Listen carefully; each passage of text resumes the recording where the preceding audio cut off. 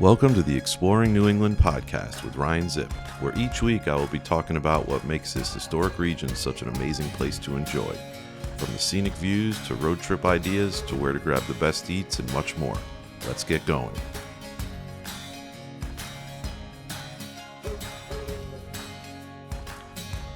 Hello and welcome to episode 30 of the Exploring New England podcast with me, Ryan Zipp. And episode 30, pretty crazy.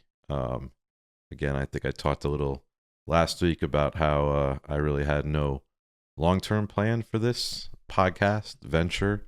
When I got it started, it was really just something I had been thinking about doing for a handful of years and finally said, screw it, let's just give it a go. And never thought I'd be this many episodes in, doing this since, late March. And it's pretty crazy. And I can't thank all of you enough for tuning in every Thursday morning or whenever you get to listen to or watch the episode on YouTube. I can't, again, just so appreciative for that. And just, as well as follow me on Instagram, social media, and, supporting my work there and ordering my New England wall calendar, which is out now as well. And just everything that I do. Everything that, brings me joy and things that, I'm passionate about. And, again, getting to share it with everybody is a pretty cool thing. But it's definitely something I've been thinking about with, getting busier with my store coming up as well. And just need a little break, I think, from it, just the process. I think next week, episode 31, is going to be the last one for now. So I guess you can call it end of season 1, I guess, for now. And we'll see what happens in the future. But definitely, now that I have this setup down here in my office and just the process and much more comfortable with doing it than when I started back in March, that's for sure. So there will definitely be other things, I'm sure, that I'll be, using this setup to record, whether it's, more travel-based stuff around New England or, maybe a little more photography-centric content videos. But like I said, I think just doing this and jumping into it and having some errors and snafus in the beginning and along the way is, gotten me to a point where now I think I'll do more video content as well and more things like this. So the podcast has definitely done, what I had set out to and more. So, for all you guys that have been tuning in from the beginning, I can't thank you enough for, joining me for this and kind of rolling with me as I learn on the fly. So as of now, and I guess I might as well just make it official, next week will be the final episode. And, I'll just talk about, again, kind of the same format we've been doing and give some ideas for, the next stretch for you guys to finish up fall and, holiday things. And, I stay pretty busy shooting, and obviously I have my store told you guys about, and which is crazy for the holidays. Then once New Year's hits, it's for sure a bit slower from the travel and photo aspect of it. Hopefully we get some snow this year. Last year was rough, and year before not much better. So we'll see what happens there. But once we get into like legit winter there, I slow down a bit, and there's just not as much going on. So I figured too, the way this, podcast has worked out, I wouldn't really have a lot to, just be talking about. So I think it's a good timing, and so make sure you listen next week or watch and tune in for this final inaugural season to the podcast. Last week, I was talking about kicking off my fall adventuring and, heading up on my birthday that weekend to close off September to start October. Kind of when I typically think of fall starting for real. And over the years, hit up various northern spots to start it off to get some of that early color. This year was up in the Northeast Kingdom of Vermont, northern Vermont in general. Got some cool early color, but wasn't fully there yet, but just great to be up there. And this past weekend, was another trip back up to the same area, to the Northeast Kingdom there in northern Vermont. And this time as well, I was doing a stay with the Village Inn right in East Burke, Vermont, and great place. They hosted me for a few nights, and I, snagged some content for them, some photos they could use. So again, it's one of those like both sides win, best of both worlds things I've been doing more of. And I love it. Works out great, and I get to shoot some different stuff. That's not like what I'm always doing, so it's always fun to step out of my comfort zone a little, and also get some stuff for these places, businesses that is just how I would see things, like my vision, and in that realm as well. So that was going to be my home base for the weekend for 2 nights, and great spot. And I'll probably mention another time or two, but up in that area, not just is it big for tourists, photographers, all that, it's huge in biking, like mountain biking. There's trails everywhere, so it's heavy on that. And the inn I stayed at, the Village Inn, they definitely catered to that. They had like the basement, they had like a whole bike rack for everybody's bikes, like hot tub, like bike themes kind of decor. But yeah, it's a really big thing there. So if you or anybody is big into biking, mountain biking, spring, summer, fall up there, obviously just beautiful landscape trails. Definitely something to check into if you're into that stuff. It's way up there too, but not bad. You take 91 up, pretty much all the way. So it's an easy drive if you're coming from Connecticut or even parts of Massachusetts. So but yeah, so I headed up Saturday afternoon. I was able to get a little earlier start than usual. Now with the sun setting so damn early, it's tough. It makes it a little, to get more time in during the day shooting and just travel as well.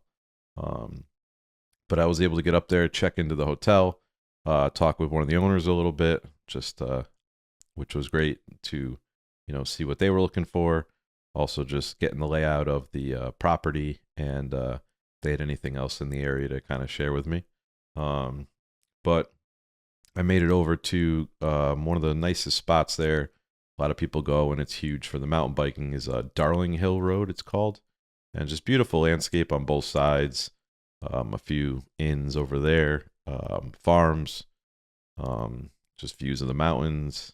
And they also have a few spots to these biking trails, parking lots, and everything. So definitely check it out if you make it up in that area. I'll be talking about it a few times. And if you're watching on YouTube, there'll be pictures popped up. I think it's on this side, for kind of what the different spots and subjects I'm talking about as I go along, per usual. So after checking in there at the inn, I made it over to this spot here for the last like 40 minutes of light maybe, and I met my buddy Jack, who had been up there since Thursday, I think. At that point, he had been up there for a few nights already, so he had been shooting there. But so it was good to meet up with him, and wasn't a crazy sunset or anything, but we had some nice kind of glow going on the mountainside, and some nice color coming in. And there's this like group of cows, I forget how many, 10, I don't know, but it's part of that farm on one side of the road. And sometimes they come up and just eat and munch on the grass, and kind of come up over by you, and it's cool to always like get some shots of them and see them a bit. So it was a good way to like kind of end the first part of the travel day up there, and go back and reset. And another thing going on that was exciting, or supposedly was, more of the northern lights, the aurora activity.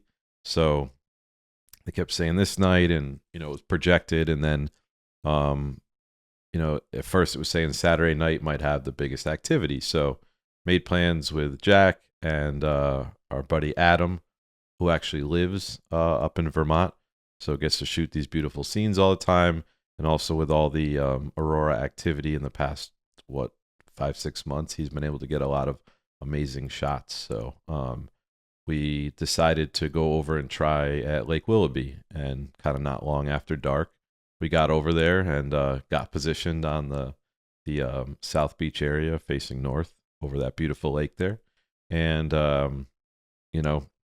waited a bit, and it just never happened, which I'm learning with this stuff. It's like they're projections, and you don't really find out till about an hour or so before. Adam was saying, it's beyond me, all the science. It's very confusing, but so you don't know for sure. You just know there's a stretch happening, and then like an hour or two or something before, you have a better idea, and then you actually know. But it just didn't happen. So we got in the car. We headed to the north end, the North Beach side, and just got some cool shots of the Milky Way. Kind of last stretch to photograph it this season, and the nice part is it appears not long after dark, and you don't have to wait till 3 a.m. to be out shooting it in the middle of nowhere. So took advantage of that, and just the sky was like so amazingly clear, and just the stars and being there at that lake, and so it was really cool. It was still a bummer you wanted the lights, but a nice consolation prize for sure. So finished up a great start to this hopefully at the time was thinking peak foliage weekend up there to kick things off, and ended things that night. And then the next morning got up pretty early to get out around sunrise or a little after. But it seems like it's been the theme lately from when I've been there and seen others, is it was another crazy foggy morning, which makes for cool moody scenes. Just you're not gonna get any color. So spent it up on that Darling Hill Road again, and just taking in the different scenes there. There's like this tire swing that's always neat, and got a few shots of that. A few of the barns there, and just scenes of the road. It's just one of those spots. It's hard to go wrong because you just have things all around you. But then the fog hung on for a pretty good length of time that day on Sunday. Jack and I kind of cruised through, stopped by a few other lake spots in the northern area there. Got back. It was like late lunch or late breakfast, early lunchtime. We stopped at that spot on Auntie Dee Dee's again, like a bakery coffee shop. Forgot how many times he had eaten there, but I had stopped there a few times the week before. They I don't know, less than 2 hours they had sold out of all their breakfast stuff, which is awesome. And so I got a caprese sandwich, this fresh baked bread that they baked themselves. So it was a nice little light brunch, I guess you could say. And I got a iced maple latte as well from them. Really good coffee, and they're right there in East Burke, not far from where I was staying either. And anything that's kind of over that way, so definitely recommend checking them out if you're in the area. Auntie Dee Dee's, really nice people too. But between being out a little late the night before, being up early again, was a little drained. You're just driving like we do the whole time. So I went back to the inn for a little bit, took a few more photos around there, kind of recharged a little, and then met up with Jack again over at Burke Mountain, where the they had the lifts running up for the mountain bikers to come back down on the trails. It was really cool. But you can also just go up as a viewer, a leaf peeper, and it was only $5 a person. You don't actually get off there at the top. That's the only kind of bum out, but you just stay on it, and you just ride it in turns and make your way down. But for $5 a person, it was definitely worth it. I forgot how long it lasted, but just got some shots and views from up there. But you get to see it from another perspective. That was right at Burke Mountain, where obviously there's a lot of winter sports going on in a few months from now. We also had never been up to, there's like a toll road there up Burke Mountain, and I think it was just like $10 for the car, and you get to go up, drive. There's a few pull-off areas, one really cool observation spot out, and then parking all the way at the top. There's like a few huge cell phone towers up there, and there's also a fire tower next to them that you can climb up. It's not too far, but we didn't have time, and it was kind of just a steep, quick incline up, so we decided to pass on it this time. But spent a little time up there. It was cool because you could see Lake Willoughby, and the mountains on both sides, the rock formation, but just from a far, cool perspective. So definitely worth the drive. So for us to head up, it was we split, so it was like $10 a person to do the chairlift up and then ride up higher up on the mountain. So didn't cost a lot to do, and it wasn't that busy either, and that was on a Sunday, so not bad at all.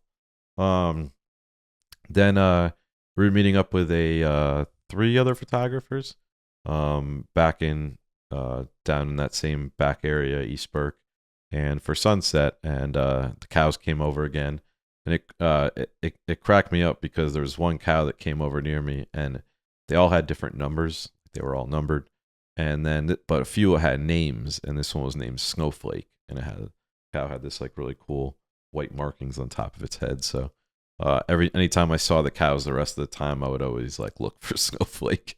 Just kind of cracked me up, and I don't know, we just laughed that they had names, a few of them. Then after that, back we all just decided to grab dinner together. It was 5 of us. So the Village Inn where I stayed at, they have a spot next door called Hazel's Tap Room. Really cool. They have inside, but they also have like an outside patio area, a couple fires going on. They have like beers, ciders, wines, a few other drinks like cider slushy and stuff. And then upstairs is a Tomasoni's Bistro. So it's like 2 separate entities, but you sit downstairs, you go upstairs, you order food. They like fried chicken sandwiches, smash burgers, a whole bunch of different pizzas, some sides.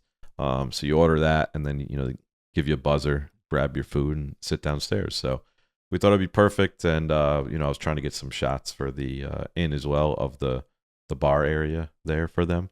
So again, like I said, the night before was supposed to be the Northern Lights, but nothing happened. And then while we're just sitting there hanging out, talking a bit, there's not really cell service. There's no Wi-Fi there. So wasn't getting any updates from anybody. I decided just to run back to my room in the inn quick, just to go to the bathroom, grab something. And then a message came through when I had a signal. And it was my buddy Adam that we met the night before. And he said, I'm not out yet, but they're happening like now. It's going on now. Don't know. You never know like what's going to happen as far as how long or, off and on throughout the night. But he said people are seeing them already. So kind of ran out quick just with the cell phone and grabbed a test shot just facing north across the street. And I could see them like all this pink, dark, like maroonish pink swirl in the sky. So you start freaking out, like, because again, you never know how long they're going to last for.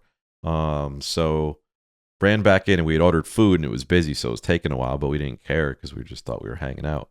And so I just like start yelling out, like, it's happening. The lights are happening. I forgot exactly what I was even saying, but like, I don't know, who knows? Like, we have to. So then everyone's like, what about the food? We were all starving. So ran up, and kind of, they were still backed up a bit, but you just said, you just make ours to go. They, so they changed it up. So we ran outside quick, and I just put my tripod down and got a few shots right from the church there. So it was obviously light and some cars, but it was like, holy cow, there it is, Then as soon as the food was ready, everyone got in their cars, and we just drove 5 minutes up the road just to, try to face north a little more dark with some subjects and a couple different barns and buildings. We got up there and were able to, get some northern light shots. So not only get them in the sky, but actually get some cool compositions there with some very Vermont themed things. So it ended up working out great. It's just delayed, and that's how it is with this stuff. So, when the news or these posts start coming out, like, it's happening whatever night, it's like it might not, it might be delayed. And then actually it was delayed even more. The stronger was Monday night. I was back in Connecticut after driving back, and it was actually going off crazy, but it didn't until like 12:30, almost 1 a.m. So, it could be at 7 like it was on Sunday night. It could be at 2 a.m. So it's like, if you're in on it, if you think it's going to happen, you really have to like kind of go all in and just be ready to audible, or it won't happen at all. So we were grateful. And then, we shot, and then you could see the color was dying down. We didn't know if it was temporary or permanent. So got all the food. We had like, everyone had a burger with some fries. So we like used the hood of my car, just had everything like laid out on it. And we ate via hood lamp, just to get food in. But it was just a really cool experience to, have it happen like spur of the moment like that. It wasn't like we set out to do it, and to actually get some shots, and, just to have that whole experience and story to go with it. It makes it even cooler than just the shots themselves. So already in, by the time went to bed on, Sunday night, had, great experiences, had Northern Light shots, some Milky Way, some cool foggy, morning fall shots, some great foliage. So it's kind of nice at that point. You kind of there's no more pressure from the photography side because you feel like you've already got it. And any trip like that, if you get some cool shots off the bat or in the first half, it just kind of the rest of it you can just relax a bit more and not feel like as you get closer to the end, like, oh man, I haven't really gotten anything yet, and then you might not be able to enjoy it quite as much. So that did not happen here. Monday morning it was foggy again, which at this point I don't mind. I actually like the images. This time went back to Lake Willoughby to get some shots there, classic shots from the South Beach area with that lake house to the right. So some reflections, fog up at top, the mountain. So again, shot I've seen, I've photographed a handful of times already, but some of these just it's hard to not take shots again and just enjoy. Obviously, you never know what the conditions could be from time to time, anyways. After that, he would be making his way, Jack, down to like Waitsfield, that general area of the state, and I'd be making my way back to Connecticut. So said goodbye and went back. Wrapped up, shot a little more, checked out of the inn, walked across the street. There's Cafe Latte is there. They have all sorts of breakfast sandwiches, lunch sandwiches. Another good spot right in town. So I got a egg and cheese there and a iced mocha, I believe. And then kind of had to decide which way I was going to make my way back south, head over and down, which way, and then not knowing again where the color would be, the most close to peak as I made my way down. But since it was a Monday, I hadn't been in a few years, I decided to make my way over to Jeffersonville, Cambridge area, and the top of Smuggler's Notch. Once you get to fall, and especially like in October and on the weekend for foliage, it's a total, shit show there. With because the road, if you've never been on it, is crazy windy. I forgot. Back in the day, it was like where it got the name. I think they used to run probably like booze during Prohibition. I think that's the story behind it. I'm drawing blank on the specific details, but through that, through the mountains way back in the day, which is pretty cool to think about. But every year they've installed some new things to make it tougher for larger vehicles to get on both sides. But somehow, even end of September, some kind of bus got stuck on there because some of them are like you have to go real slow and only one car can go at a time. But it was a Monday. It would rained a little that day, not a lot, but there were some people. But it was, anywhere I wanted to pull over and park, I pretty much could. I stopped at a few, got some photos. Then, eventually made my way down to the other side, kind of where the Stowe Mountain Resort and all that stuff is. There's a little, right where you park, right to the entrance to Smuggler's Notch. There's a short little boardwalk there, Barnes Camp Boardwalk, and some really cool views there. It's like these like little beaver pond areas. But you have some view of the mountains and some good color there, some reflections in the water.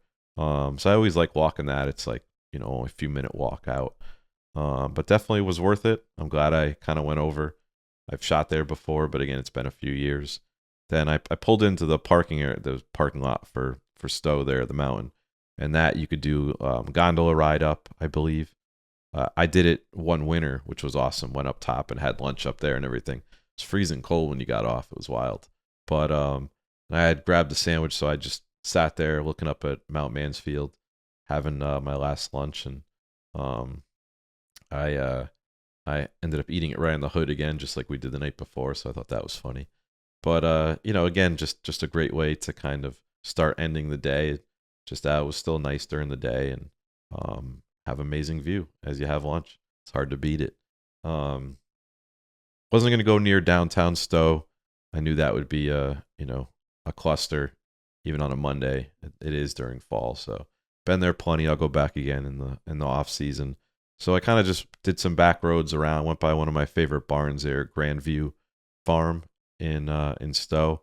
So it was cool. Just again, I've shot it to death, but always nice to get a few shots there. I was a little bummed. There was like an old school like wooden picket fence, and it was down in a pile. So I don't know if it's going back up or they just decided they're redoing the landscape there a little bit. So always a bummer when some of that older parts of the landscapes change a little bit, but glad the barn's still there. It was looking awesome as ever. So that was kind of one of my last spots, and it was starting to get a little later, close to 4, so I didn't want to get home too late. Ended up ending the day at Waterbury Reservoir. Waterbury is like the next town below Stowe. It's where Ben and Jerry's is. And I actually passed by this little tiny roadside barn I always loved. It was old in 2017 when I shot it for the first time, but little brown barn right on the road next to a farmhouse. Had red doors on it. You know, I always thought it was the coolest little barn. And I'd heard it wasn't in good shape. I thought it'd fallen, but I drove by and it was still standing. Didn't stop or anything. Kind of just slowed quick and snapped a shot. But as I drove by it, like one side looked like it was all deteriorating, falling apart. But can't believe it's actually still made it. 7 years since then. But love photographing those. I know unfortunately a lot of them fall due to old age or weather or what have you. We saw stuff happen in Maine and other areas during crazy storms and weather. So it's always, I think, important to document these spots, as you never know what's going to happen. And they should be preserved and remembered in that way. But yeah, so that Waterbury area is kind of where I wrapped it up. Spent a few minutes there at the lake looking at the reflections, and then a little over a 4-hour ride home from there. So thought it was a fitting way to end it. And for the second fall adventure weekend, but the first with peak foliage was a great success. And next weekend I'll be heading back to Vermont, since I can't get enough of it in the fall, to more of the central area, Plymouth, Woodstock, Killington, etc. The higher elevations will probably be past peak there, but the lower, we'll find pockets, and there's always scenes to be found. So yeah, so get out there, enjoy the foliage. This weekend, a lot of south central Vermont, a lot of the White Mountains, going towards Conway especially, and I think a little more spots in Maine. The coast is coming on, not quite there yet. Acadia is probably closing in on it, but yeah, just get out there these next few weeks. The season doesn't last long, but it is magical. So that's wrapping up episode 30, and next week, like I said, episode 31 is going to be the finale of this inaugural season. So again, I can't thank you guys enough for tuning in every week and listening or watching here for episode 30. So we'll see you back next week. Get out there. Hope you guys see some cool scenes.